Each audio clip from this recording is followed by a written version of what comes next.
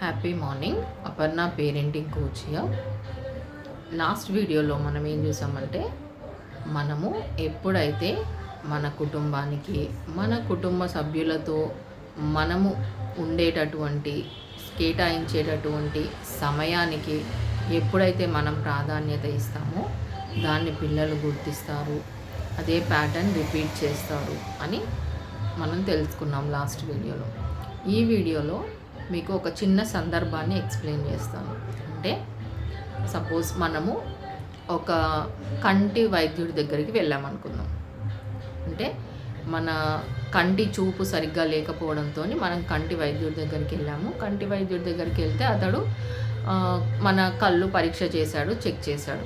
Check చేసిన తర్వాత అతను ఏమన్నాడంటే, అతడికి కూడా స్పెట్స్ ఉన్నాయి.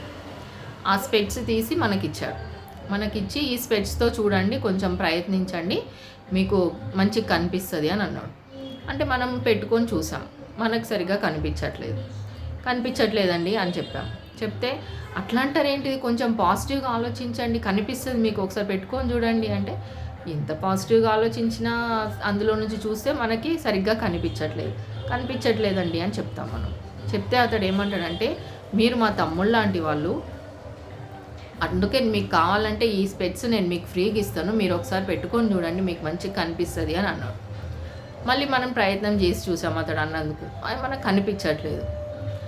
ఇంకా లాస్ట్కి కనిపించట్లేదు అని చెప్పగానే అతడికి కోపం వచ్చేసి అట్లా తిట్టడం మొదలుపెట్టాడు. ఏంటి, మీకు ఫ్రీగా ఇస్తాను అంటుంటే కూడా మీకు వాల్యూ లేకుండా పోయిందా? ఇంత ఫ్రీగా కంప్లీట్గా ఇస్తాను అంటున్నాను కదా, స్పెట్స్ తీసుకోండి, పెట్టుకొని చూడండి, ఎందుకు కనిపించదు అని విసుక్కున్నాడు అనుకుందాం. అప్పుడు మనం ఏం చేస్తాం, ఏమండి మీరు పెట్టుకున్న స్పెట్స్కి మీ కంటికి ఉన్న నంబర్కి సరిపడేది అది, నా కంటికి వేరే నంబర్ ఉంటుంది, ఆ స్పెట్స్ నాకు సరిపోతాయి, మీ స్పెట్స్ నంబరు నా స్పెట్స్ నంబర్ సేమ్ కాదు, మనకి సరిపోవు అని చెప్పి మనం అక్కడి నుంచి వచ్చేస్తాం. అంటే దాని అర్థం ఏంటి, ఇంకోసారి మళ్ళీ అతని దగ్గరికి వెళ్తామా? మనం వెళ్ళాం. ఎందుకంటే అతని స్పెట్స్తోని మనని చూడమంటే ఎలా చూడగలుగుతామండి?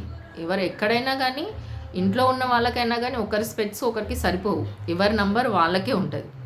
సేమ్ అలాగే ఇదే సందర్భాన్ని మనము మన ఇంట్లో మన పిల్లలతోని మనం చేస్తుంటాం.